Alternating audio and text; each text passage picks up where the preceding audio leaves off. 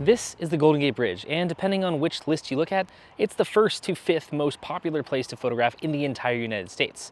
But if you want to photograph it, you probably don't want to photograph it just like every other tourist. So that's what we're going to get into in today's video. Let's get into it.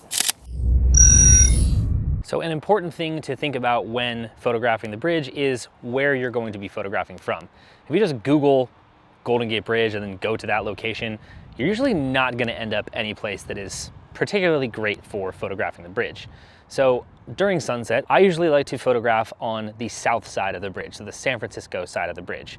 We are here at what's called Golden Gate Overlook. One very important thing to note is this area is a very high car break-in area. So if you do park here, do not leave anything in your vehicle. I mean, absolutely nothing. There are signs that do tell you not to, but you would be surprised how many people still get broken into at this location. So a really nice thing about this location is you have a ton of compositions with which to work.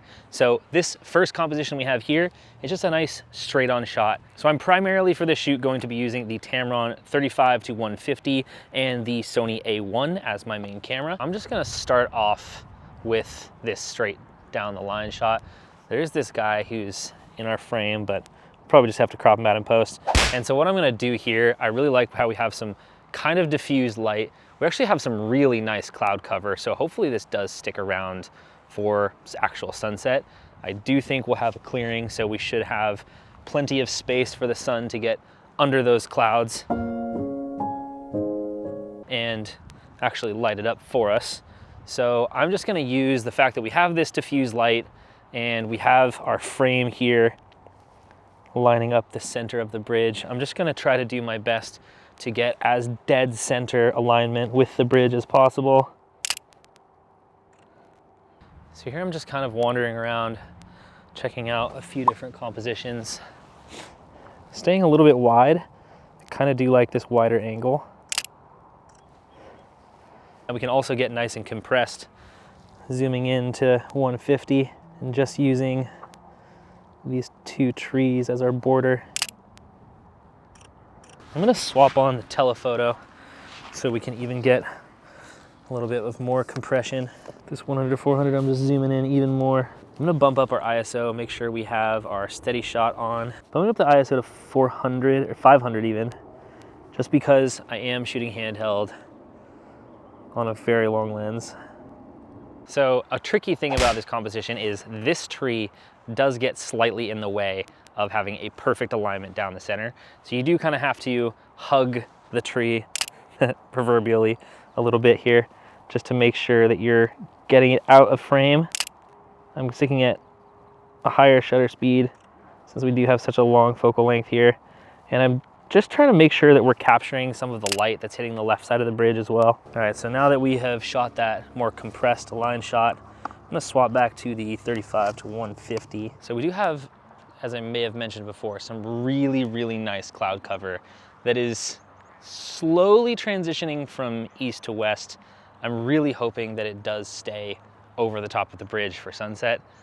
So we'll see if that does work out. Please, clouds, stay over the bridge. All these internet friends are watching this video and I really want to look cool in front of them. I'm gonna move over here a little bit more west. So a really interesting thing about these bunkers over here, they're called batteries. So these were built during the World War II era to defend the bay against potential invaders, which of course never really happened.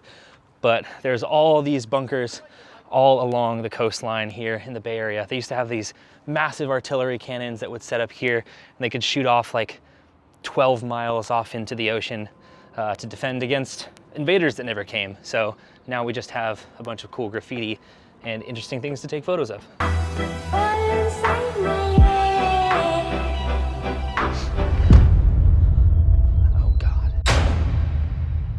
While Mr. and Mrs. Get Ready With Me were doing their thing, I decided to look around for a few more compositions. I really enjoy a few things. We have kind of all of our light coming into the side from the west. So if we walk over this way a little bit here, I think we might be able to get kind of a clear shot through everyone else who's enjoying this beautiful Friday afternoon. Definitely liking this one. We do still have our clouds coming in nicely. And I'm gonna even duck down and try to get some of this green foliage, making sure to watch out for poison oak, of course.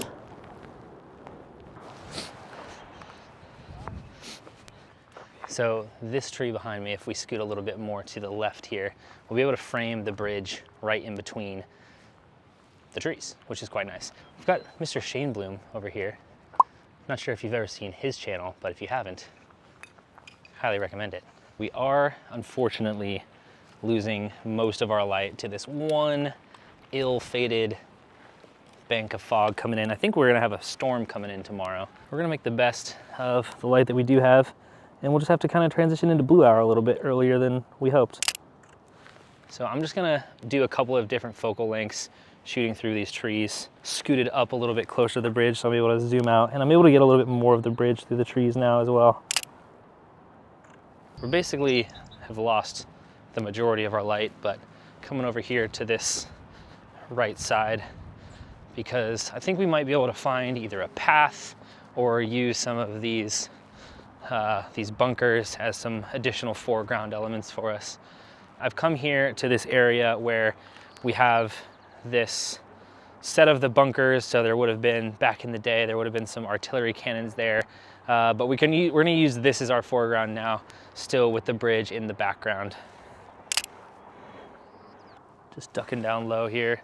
Gonna use some of this nice lush foliage as a little bit of a foreground element for us.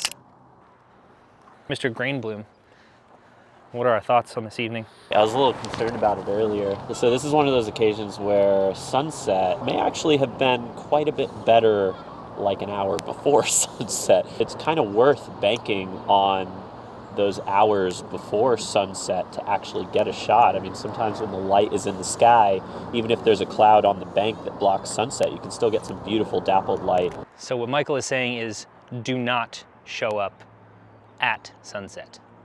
That's usually not the way to go.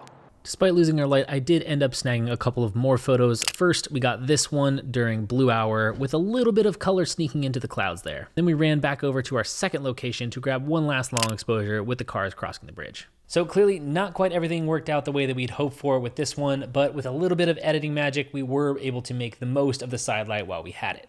If you are interested in editing in this style, I do have a link in the description for my Lightroom presets, and those will be 25% off for the next 7 days. If you did like this one, it would help a lot if you played thumb war with the like button and let me know that you did like it so that I can make more in the future.